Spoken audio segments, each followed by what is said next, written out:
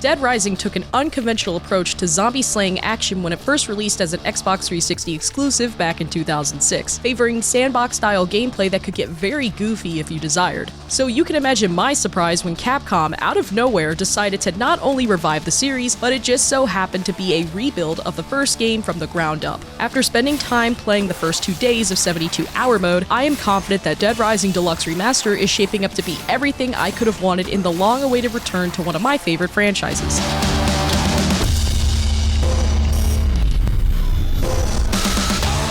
Yes, I did say rebuild, but let's clear the air. Dead Rising Deluxe Remaster is not a remake, but a remaster. As such, protagonist Frank West's story remains unchanged. Indeed, you are still Frank, a fearless freelance photojournalist who heads to a small Colorado town and must survive 3 days in a zombie-infested mall, all while trying to uncover the truth of what caused the outbreak. Mark, bring the whole family down here. Yet, unlike Dead Rising's HD re-release in 2016, the Deluxe Remaster has been revamped using the RE engine, providing more realistic lighting, better facial animations and expressions, not to mention significantly more detail throughout the mall. Dead Rising, specifically the first 2 games, were known for the yin-yang contrast of putting players in vibrant, massive playgrounds infested with hordes of undead. These modern adjustments of adding detail to the environments, especially the implementation of realistic lighting, breathe new life into Willamette Parkview Mall. So much so that I could not help but stop myself every now and then to really take a closer look at all the new changes to familiar places that were made to warrant this remaster.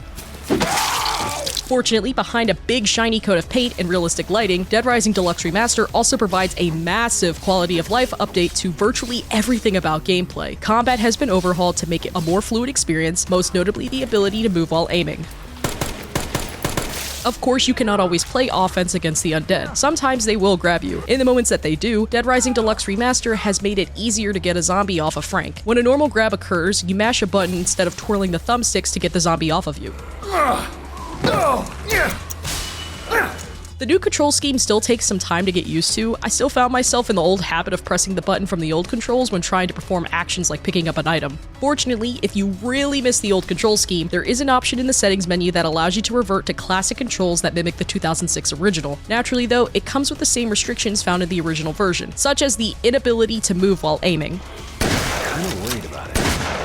My personal favorite in the new gameplay changes is how Dead Rising Deluxe Remaster addresses item durability. Instead of having to keep tabs on how many hits you have until your item breaks, Dead Rising Deluxe Remaster introduces an item durability bar. This small blue bar is displayed for every item you pick up. Meanwhile, firearms are a lot more useful in Dead Rising Deluxe Remaster, especially the handgun. A well-placed shot to a zombie, even at a lower level, you can kill your undead target with 1 bullet. And with great aiming, you can shoot a zombie's head clean off with the pistol.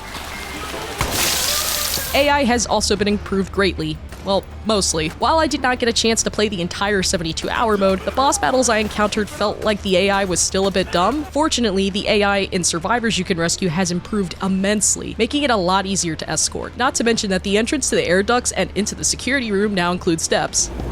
Go!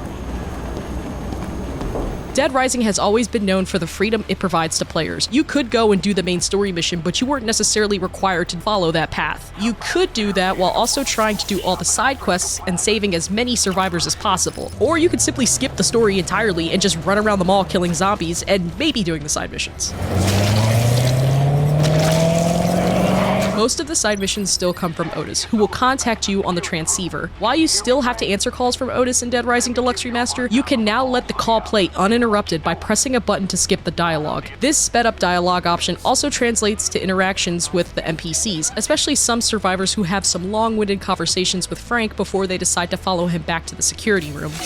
What, you want to stick around with them? With the ones that ate your little... Come on! Lastly, the photography minigame has been tweaked immensely. You can still move while aiming your camera, but there are some additional changes, such as an autofocus button and the ability to tilt the camera. More importantly, Frank can upgrade his camera. Throughout the mall, you can obtain new parts that unlock new features, including a flash. Based on my time with the game, prestige points distribution has also been tweaked, allowing for more opportunities to gain experience points and thus further incentivizing players to use the camera, especially when it comes to hunting down all of the PP stickers scattered throughout the mall. Perfect.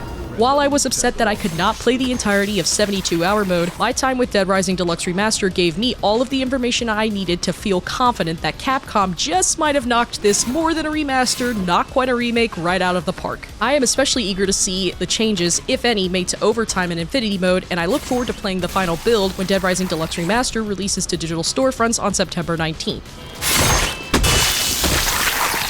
For more on Dead Rising Deluxe Remaster, don't miss the official gameplay overview as well as the first teaser trailer, and for everything else in the world of video games, stick with IGN.